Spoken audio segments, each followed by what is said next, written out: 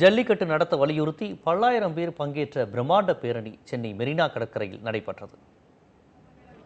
எந்த அரசியல் கட்சி தலைவரும் அழைப்பு விடுக்காமல் பங்கேற்காமல், எந்த சினிமா நடிகரும் பங்கேற்காமல் தன்னெழுச்சியாக இளைஞர்கள் திரள்வார்களா?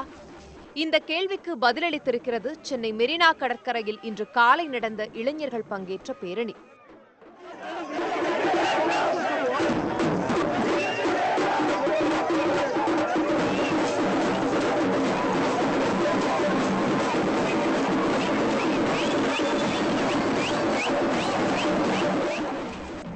தமிழர்களின் பாரம்பரிய விளையாட்டான ஜல்லிக்கட்டை நடத்த கோரி பேரணி நடத்த வேண்டும் என சென்னை மீம்ஸ் என்ற பிரபலமான முகநூல் பக்கத்தில் அழைப்பு விடுக்கப்பட்டது. கேரன் வெல்ஃபேர் என்ற தன்னார்வ தொண்டு நிறுவனம் பேரணியை ஒருங்கிணைத்தது.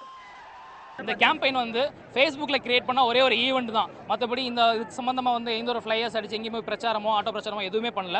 முழுக்க சோஷியல் மீடியாவில் கூட்டின க்ரௌட் மட்டும்தான், சோஷியல் மீடியாவில் கூட்டின யங்ஸ்டர்ஸ் மட்டும்தான். சோஷியல் மீடியா பொறுத்த வரைக்கும் ஒரு தப்பான ஒரு மாயை ஒன்று கிரியேட் பண்ணப்படுது. யங்ஸ்டர்ஸ்க்கு ஜல்லிக்கட்டு மேலாம் அவ்வளோ இன்ட்ரெஸ்ட் கிடையாது, யங்ஸ்டர்ஸ் ஜல்லிக்கட்டுக்கு எகென்ஸ்டாக இருக்காங்க, அனிமல் குரூவல்ட்டின்னு சொல்கிறாங்க அப்படின்னு சொல்லிட்டு அப்படி கிடையவே கிடையாது. அதுக்கு ஒரே சாட்சி இந்த இங்கே கூட்டிருக்கக்கூடிய கூட்டம் தான். யங்ஸ்டர்ஸ்க்கு கண்டிப்பாக ஜல்லிக்கட்டு மேலே சப்போர்ட் இருக்குது. இந்த தடவை யங்ஸ்டர்ஸுடைய வேண்டுகோளுக்கு இணங்க கோரிக்கை கண்டிப்பாக ஜல்லிக்கட்டு நடக்கும். சமூக வலைதளங்கள் மூலம் விடுக்கப்பட்ட அழைப்பு ஆயிரக்கணக்கான இளைஞர்கள் மற்றும் இளம் பெண்களை ஒருங்கிணைத்தது.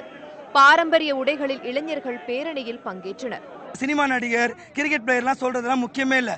அவங்க யாரும் விவசாயமும் பார்த்ததில்ல, யாரும் மாடும் பிடிச்சதில்ல.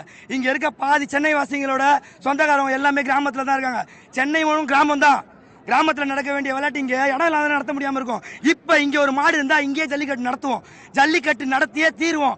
காலை 7 மணிக்கு கலங்கரை விளக்கத்திலிருந்து புறப்பட்ட பேரணி உழைப்பாளர் சிலை வரை நடைபெற்றது. பேரணியில் பீட்டா உள்ளிட்ட அமைப்புகளுக்கு எதிரான முழக்கங்கள் எழுப்பப்பட்டன.